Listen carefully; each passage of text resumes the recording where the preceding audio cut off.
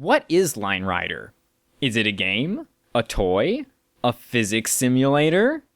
Or is it An art medium? The answer is, your mileage may vary. You can play Line Rider like a game, you can play around with it like a toy, you can use it to simulate physics, or you can create art with it. So then the question is, how should I play Line Rider? Well, obviously there's no correct way. So do whatever you want and have fun! Thanks for watching. Remember to like, share, and subscribe. Okay, we can probably dig into that a little more. First, let's ask the question I posed at the end of the last video. Why should we care about Quirk? To answer this, we're going to need some context.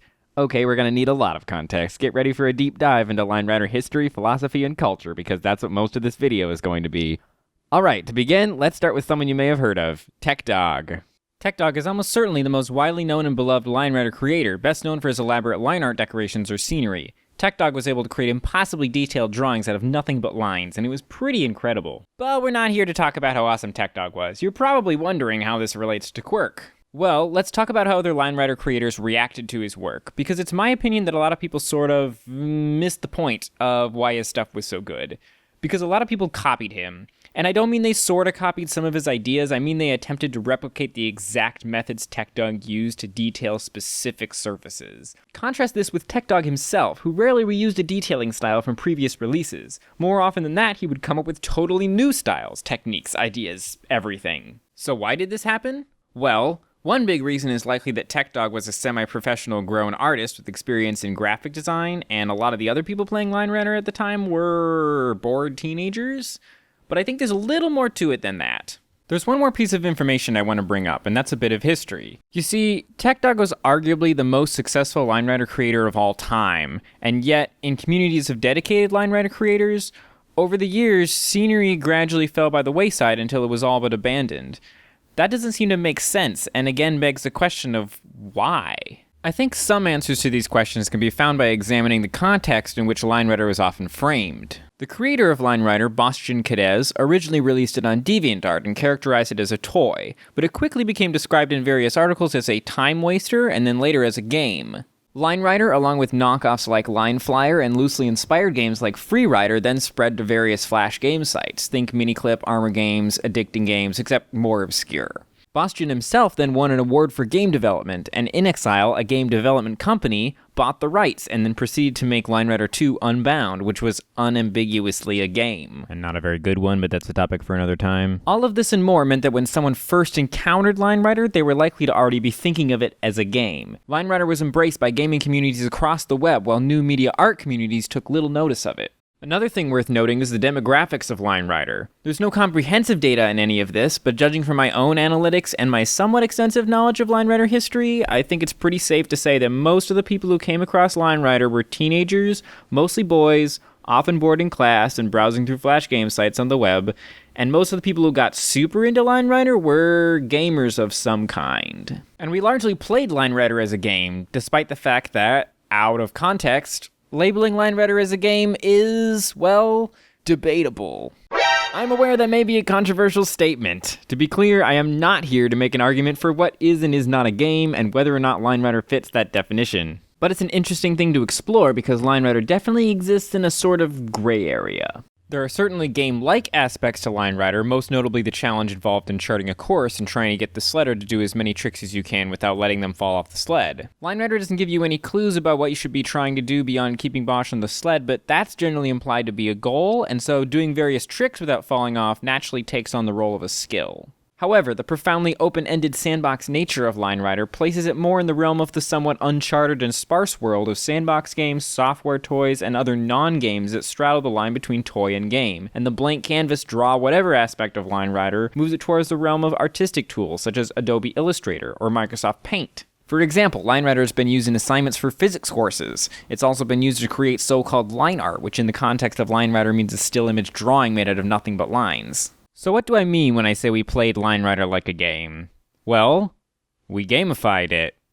Over several years, the community, largely composed of teenage gamers, collectively established various essential tricks in Line Rider and different levels of skill in regard to those tricks. At first, they were simple. How many flips can you do? Can you make a loop? Can you make a nose manual? Later on, they became more complex and difficult. Can you do a blue tail manual loop? Can you make a fling of gravity wells? Can you do an inverted hand fling? Can you do a high-speed tail manual? And as hardcore players honed their skills, the criticism became more and more subtle. Are your manuals balanced? Are your gravity wells strong enough? Does your track have, quote, good flow? Naturally, this started to feel constrictive to a lot of people, so a lot of tracks would set up expectations for these standards and then subvert them. This was the so-called unpredictability factor that got added into the equation of how good the track was, and by extension, how skilled you were. But this was still directly dealing with traditional tricks and skills that were collectively accepted as the standards for what went into making a Line Rider track. See, when someone new joined the community of dedicated Line Rider creators, and they were all making flings and manuals, they probably thought, well, I should probably learn how to make flings and manuals, right? After all, even if you wanted to subvert expectations based on the standards, you had to be able to meet the standards first, or else you were just using it as an excuse to avoid building up your skills. The point is, people were strongly encouraged to directly copy each other's techniques to build up their skill level, basically like they were playing a video game, despite the fact that Line Rider has no built-in levels, goals, or even challenges beyond keeping Bosch on the sled. I mean, look at these clips. These are 7 different highly acclaimed tracks created over a 10-year period. I knew they were similar, but I wasn't prepared for what they would look like placed side by side like this. They're all the same. This is what I mean by gamification. And the thing is, it's actually pretty fun to get better at stuff, to hone your skills until you can meet those standards. There's a rush that comes from making your first nose fling, or balancing your first tail manual, or making your first cramule cannon. It feels like you're leveling up as you perfect each technique or style. And I imagine it can be really exciting when you get to the point where you're actually ahead of most people, and you can forge ahead and develop new, higher levels of achievement to those skill sets. Unfortunately, this mentality of competition also spread to the more creative side of Line Rider, making scenery, with unfortunate results. In one extreme example, Survios famously claimed to have dethroned TechDog. In case you forgot, TechDog was that guy who drew super cool detailed scenery with the super inventive shading styles. After creating a scenery track with a higher line count than TechDog's largest track, arguing that the line count indicator must have been added to encourage people to compete for a high line count. But there were more subtle elements of this competition mindset too. Numerous competitions were held where people voted on which Line Rider tracks they thought were best, such as Movie of the Week and Tournament of Champions, and the winners of these competitions were held up as something everyone should strive for. This is why people copied TechDog. The mentality was, if I can draw like TechDog, I can be successful like TechDog. I can get the views, the votes, the awards. I can get that recognition. Creativity and artistic originality took a backseat to raw determination. I say this as someone who spent roughly 250 hours drawing 100,000 lines of scenery into Line Rider, essentially in an attempt to prove that I could do it. This track I released in 2008 has limited artistic value. The concept isn't bad, and some of the art is pretty good, but honestly, it was created mostly so that people would be impressed by how much work I put into it. I wanted the views, the praise, the awards, the recognition. It wasn't actually that moving or entertaining because I wasn't focused on affecting the audience in any way other than trying to impress them. I was a teenage kid trying to prove themselves.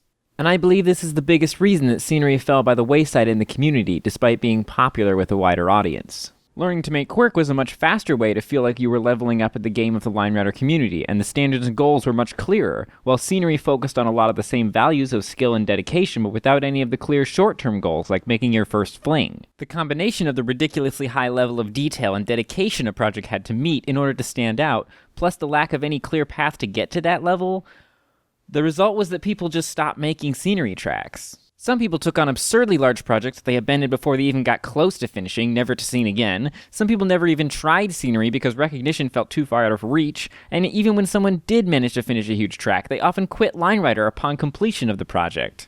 This was how scenery in Line Rider, despite being popular and accessible, ultimately just stopped being made.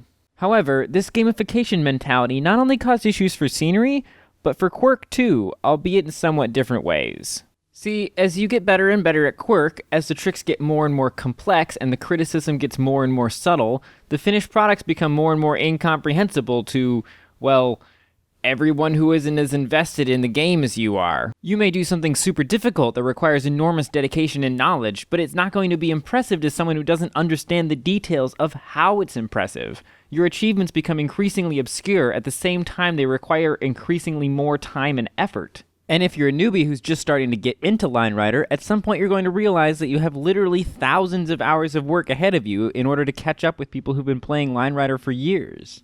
This is not necessarily a bad thing if you're simply exploring the possibilities and limits of the LineRider physics engine because you like that kind of thing.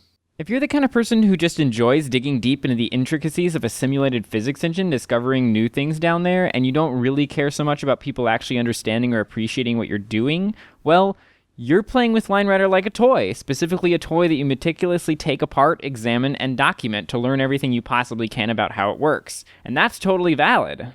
The issue arises if you want recognition for your discoveries and breakthroughs. Let's contrast this for a second with other kinds of competitive gaming, such as Smash or League of Legends.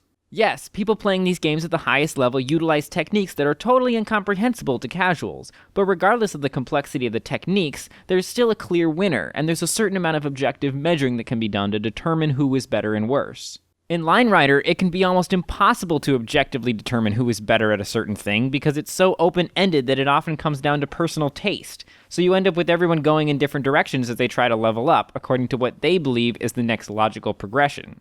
This means that, contrary to esports, the more you refine your advanced LineRider technique, the less people will understand what you're doing and why, and the less people will be interested in your increasingly incomprehensible work. And if you create something that only interests the handful of people, you're likely to feel unappreciated and misunderstood when most people don't understand or appreciate it. And this is a key point. I've been involved in the LineRider community for over a decade, and the two most common reasons people stop playing LineRider are 1, they don't feel like they are getting proper recognition for their work, or 2, they don't feel like it's worth putting in the work to keep up with increasingly higher standards and increasingly elaborate techniques that require more and more time to create. This sounds pretty bleak, doesn't it? Well, the good news is that this doesn't actually have to be a dead end, because there's a different way to look at LineRider, and that's to treat it as a tool for creating art. When you play LineRider like a game, you think of developing your skills as the goal. When you start thinking of LineRider as an art medium, you'll realize that developing your skills is only the first half of the process. The second half, which is more challenging but also more rewarding, is using those skills to create something that will reach an audience and affect the viewer in some way. Skill building is still a necessary part of the process, but it's ultimately in service of the broader goal of reaching the viewer. Maybe you want to entertain them and make them laugh, maybe you want to make them reflect on the nature of human existence and move them to tears, maybe you want to tell them a cute story that will brighten their day. These, along with many other goals, are all worthwhile. They're also not easy. Most of the community has been stuck in this gamification mindset for so long that it's often hard to see how LineRider could reach a wider audience.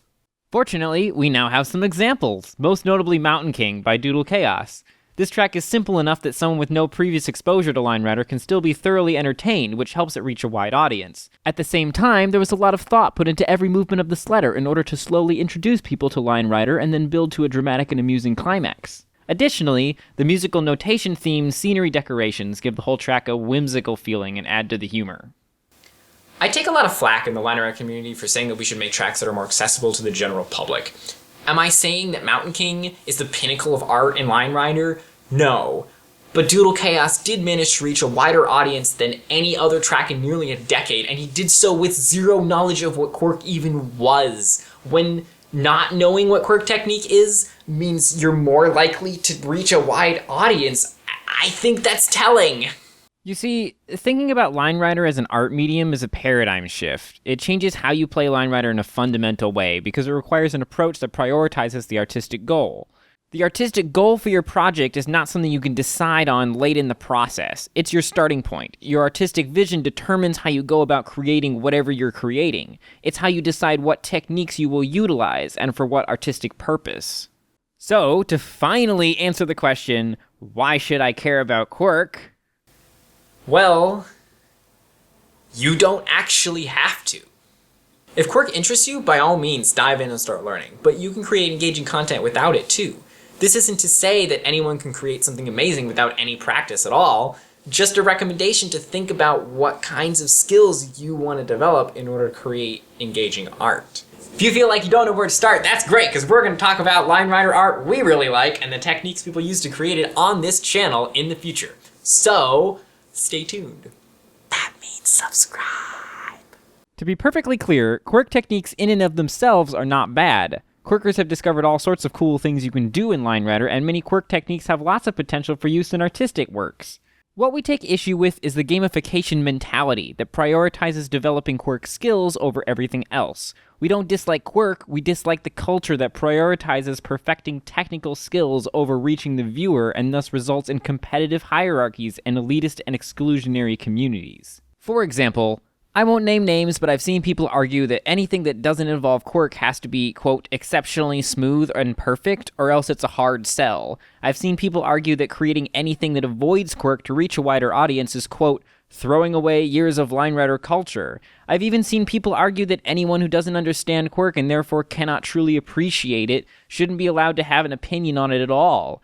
After my last video, I got a comment from someone who claimed that anything other than quirk is inherently either boring to make or boring to watch. I got a comment from someone claiming that quirk is, quote, the ultimate line rider art form. I even had a conversation with someone who tried to claim that since lines have two sides and the bottom side is for gravity wells, 50% of line rider is quirk, and therefore calling gravity wells a glitch is, quote, unnecessarily negative, which... Line Rider is and always will be whatever you make it, and there's no wrong way to play Line Rider, but Line Rider culture has so thoroughly gamified this potential art medium that people who actually want to make art with Line Rider don't feel comfortable or welcome in the community. But it doesn't have to be that way because we've created a Line Rider Artists Discord group. So if you're interested in using Line Rider as a tool for creating art, no matter your skill level, please feel free to click the invite link in the description below to join our little community. And if you're just here out of curiosity, that's fine too. Stay tuned for our next video where we'll be talking about some of our favorite experimental Line Rider works. Hey friends, thanks for watching. This was our first attempt at a real video essay with an argument and points to make and stuff, and... well, it was hard, and it took a while. Hopefully it all made sense to you, and you learned some stuff. We don't put any ads on these videos, so if you like to see more stuff like this more often, consider clicking that link below to buy us a coffee. Thanks for watching, and see you next time!